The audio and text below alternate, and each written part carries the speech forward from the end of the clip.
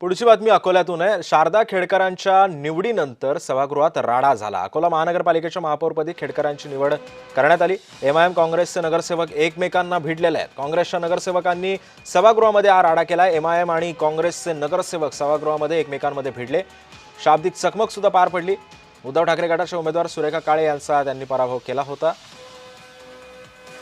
दरम्यान एमआयएम आणि काँग्रेसच्या नगरसेवक एकमेकांमध्ये भिडले होते। एमआयएमचे 3 नगरसेवक ऐनवेळी तटस्थ राहिल्यानंतर काँग्रेसच्या नगरसेवकांनी एमआयएमच्या नगरसेवकांसोबत वाद घातलाय। सध्या अकोल्यामध्ये हा राडा झालेला आहे।